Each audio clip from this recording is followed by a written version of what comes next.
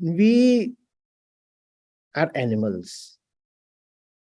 And if man and woman are not formalized by way of religion and by way of law into a relationship, then there is the possibility of utter chaos and total anarchy. And we do not know what would happen to the kids that would be born from that anarchy.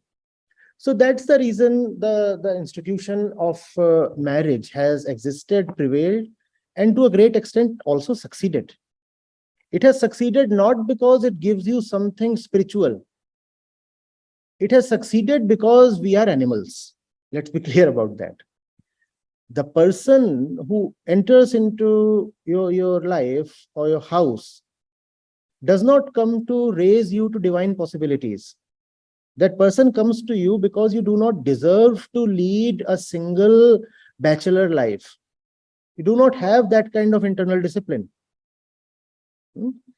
And that's something I agree with. When people come and say that if everybody is living the life of an unmarried person, then the society would just break down. I think I'll have to agree, because we do not deserve to not to marry. To not to marry is an accomplishment. To not to marry is a status you have to achieve.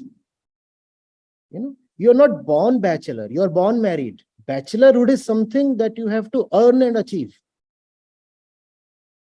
Even the kid, the 2-month-old kid, is actually a married thing, because the kid may not be formally married.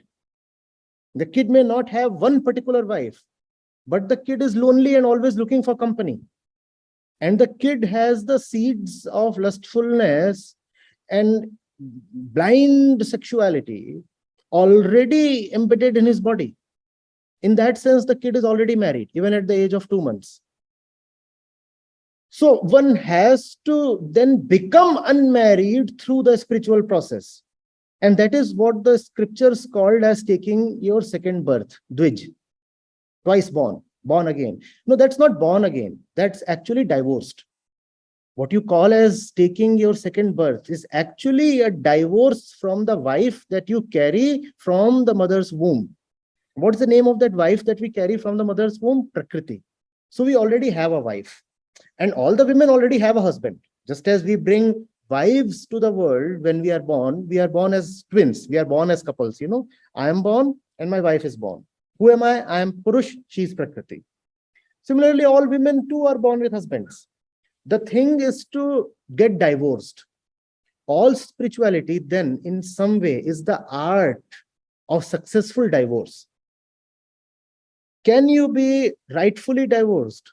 And when you attain that divorce in classical language is called separation between Purush and Prakriti. That divorce is another name for witnessing or distant observation. Observation without involvement. That's the name of the divorce. So that's, you see, something quite arduous. No? All of us are not even willing to take that challenge up. And since we are not willing to take that up, therefore, we are condemned to get married again. So marriage is a necessary condemnation. Why? Because marriage, you see, is just a manifestation of the state you are in right since your birth. The wife is there, but the wife is not visible. The kid is just 2 months old, so the wife is not visible. When the kid gets formally married, then the wife becomes visible. Now you can say, oh, there is the wife. But the wife was always there. The wife was in the mind. The kid was always married. People say, I'm already in love. It's just that I'm looking for a girl now. That's the condition of most youngsters. Similarly, everybody is already married. It's just that they don't know the face and the name and the body of the wife. And vice versa. You could look at it from a woman's perspective as well, and the thing would remain the same. So, you see, we have very, very unclear understanding of marriage, and therefore we have very unrealistic expectations from marriage. We do not know who we are, and therefore we do not know what marriage is. And therefore we raise both, you could say horrible and hilarious, horrendous and hilarious expectations from marriage. And then we say, oh, I am the particularly unlucky one whose wife or husband has not been able to deliver the goods. Just that the wife or the husband on the other side is saying exactly the same thing. So when it comes to the spiritual objective, the institution of marriage is not even constructed to have a spiritual objective. Please be very clear about it. There is nothing called a soulmate. Nothing called a soulmate.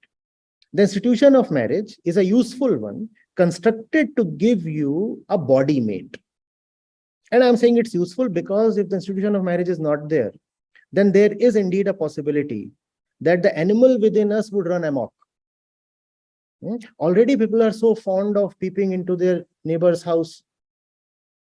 And if they are not constrained by religion and law and morality, then you do not know what the restless animal within us can do.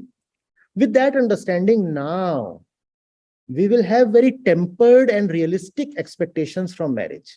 Now we will know that if we are living with a woman, then there can hardly be any spiritual dimension to this association. She is here because I am lustful. She is here because I am lustful. And she has agreed to come to me because she too is lustful and insecure and lonely. And that's the only reason. That's the only reason. Now, the moment I say this, people will bring in the word love. They'll say, but what about love? Don't husband and wife love each other? No, sir, they do not. Love is the exclusive domain of a spiritual mind. And the spiritual mind does not rush to someone of the opposite gender to seek fulfillment. One basic characteristic of spiritual mind is that it knows that fulfillment cannot be found in the person of the other, in the body of the other. That the body is something that you're already carrying. How can another body give you something additional? Your own body is itself such a problematic thing to carry. How can one more body add some value to your life? So love is something that really is not a matter between a man and a woman, a girl and a boy, a hero and a heroine. That's not really love. But just as we do not know ourselves, we do not know what marriage really is, we also do not know what love really is.